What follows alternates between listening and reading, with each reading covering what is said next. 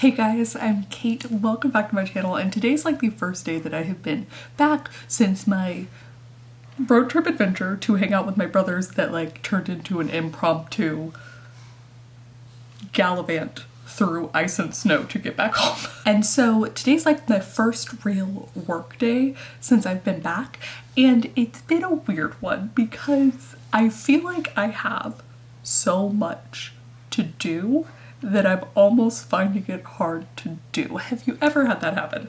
This is not a new phenomenon. I usually can push past it, but today, I don't know if it's because I'm tired. I don't know if it's because I need more coffee related to the tired. I don't know if it's because Mondays are usually my like edit video days and I just frankly have not been in an edit video mood.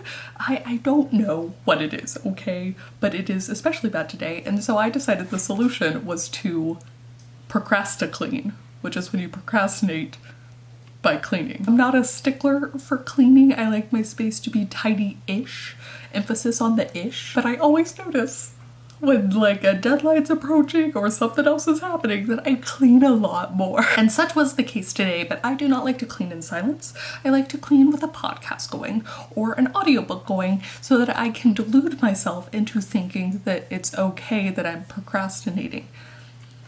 Anyways, today's procrastinate accompaniment, is that the word I meant to use? Who cares? Let's plow forward. Was a podcast episode that I had saved. Haha. It was the 5 different kinds of perfectionist, which I was fascinated by. It's from Life Kit by NPR. Notably, right next to it is the 5 flavors of creativity, which I've not yet listened to, but I am excited about. Even if I don't always agree with the types cast, I always love taking like a personality quiz. I don't put much stock in them, but I do think they're fun.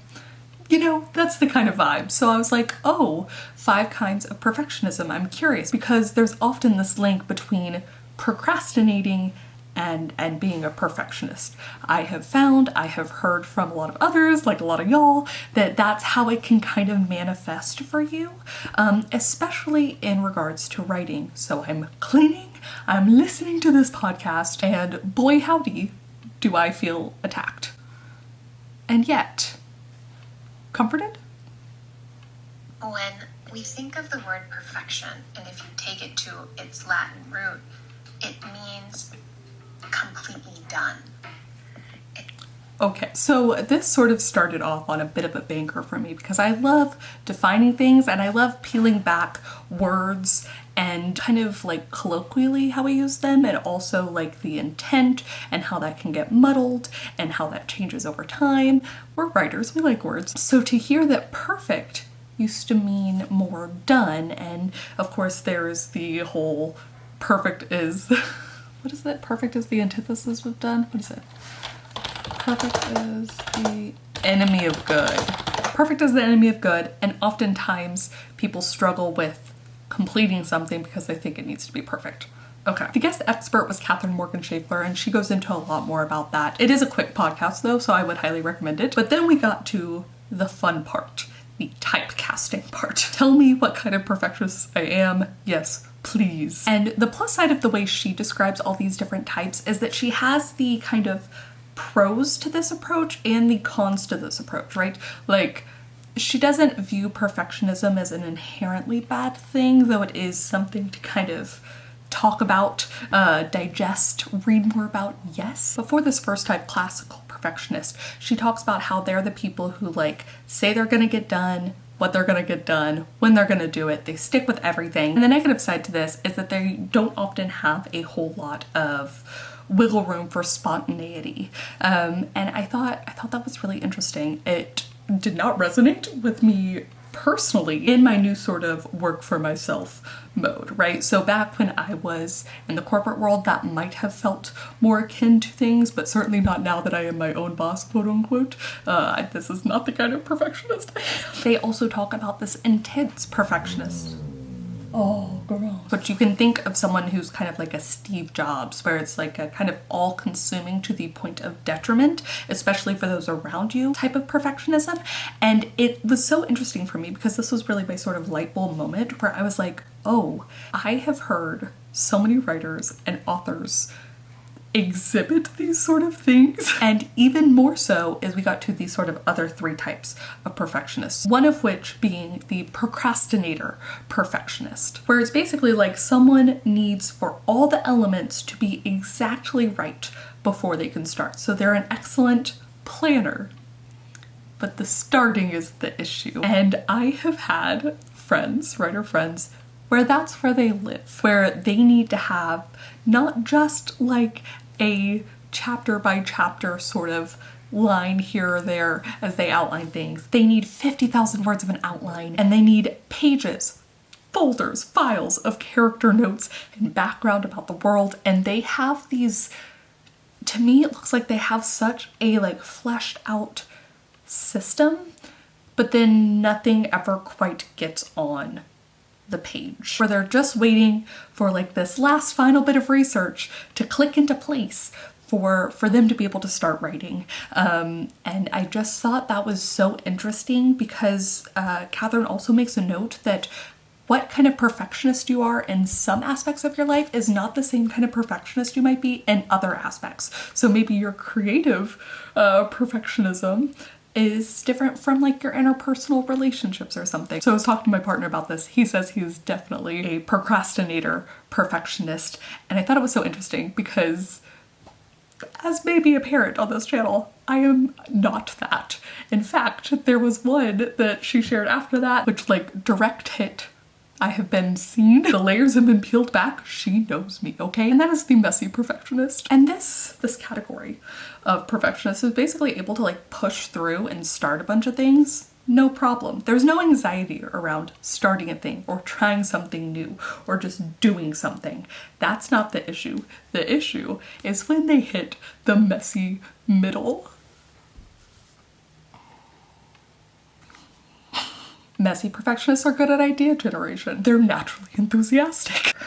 Oof. However, the biggest con to this is that they can very easily spread themselves too thin, start a lot of different things, and have trouble following through to the very end conclusion.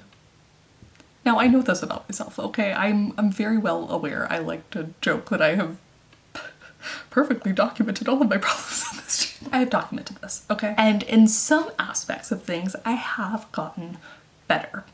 But then in others, I have still not managed to push through. I find romance easy to write. I find romance really enjoyable to write. No issue starting, completing, finishing.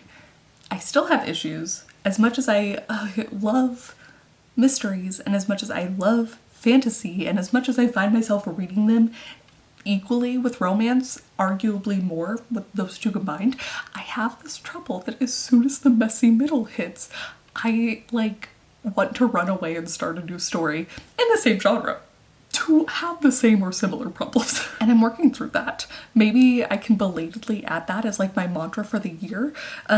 This is especially difficult because it's not just writing that I have this problem and that I was running away from having to edit any of my YouTube videos, of which there are 4 or 5 that are completely open part of the way through, and now we're just a little bit more difficult where I need to like intersperse some voiceover or film an extra thing, and I just like, it is so much harder to push myself.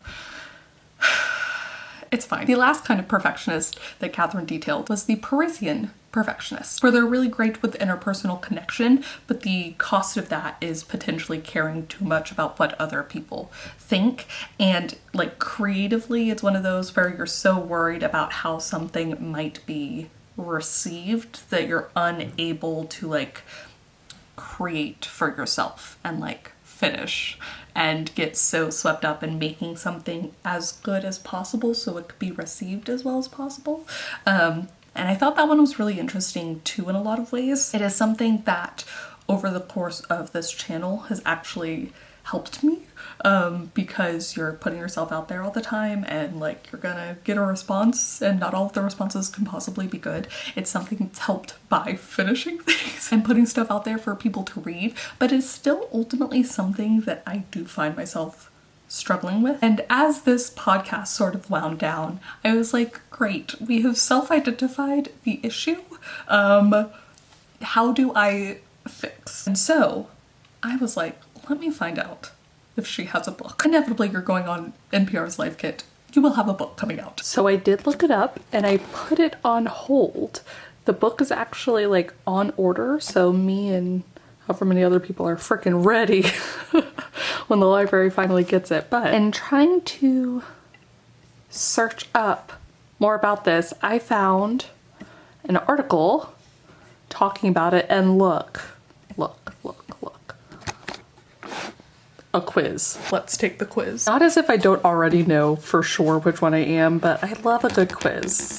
Oh my gosh. Okay. Have you ever displayed an angry outburst at work, such as shouting, banging your desk, or slamming doors? Literally never. It's important that people feel I'm easy to connect with. We'll go with that one. Which of the below is most likely to bother you? Being told you can only focus on one goal for the next 6 months. Oh, that one.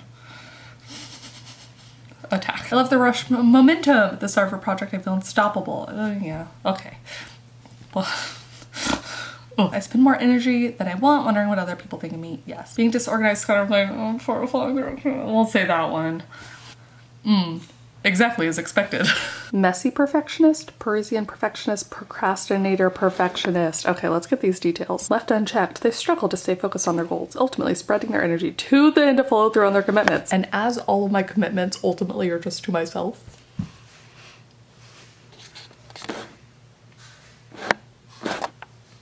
and while I do not have the book and must wait on my copy from the library, I thought it was really interesting that her mentality around it is that perfectionism is not necessarily something that needs to be fixed, as I would occasionally like it to be. Instead, it's important to sort of dig into the why and if it's a problem for you. At the end of the podcast, but also as I looked up reviews for the book, there's a big emphasis on like community. And so despite this video not ultimately having a conclusion, as I've not yet gotten the book from the library, I did want to share with my community and really talk about how we view perfectionism and what that means to each of us, and if any of the like 5 types of perfectionism really stood out to you. I feel like I have friends, and a lot of writer friends especially, in the 3 types that I think I talked about a little bit more. The Parisian perfectionists, the messy perfectionists, and the procrastinator perfectionists. And I'd love to know if you identified with any of these types. Those 3 or the other 2, classic and intense. I find that intense perfectionists, I think, tend to be the sort that we see like when I imagine writers in movies. I feel like they often start as like they don't have an idea, or they do have an idea, or it sounds too crazy, or it's whatever, and they can't write the story and there's something blocking them. That's usually what it feels like the start of every writer as the main character is. And then throughout the course of the movie or the novel or whatever, they come to this part where they're writing so obsessively that they really shut out the people around them.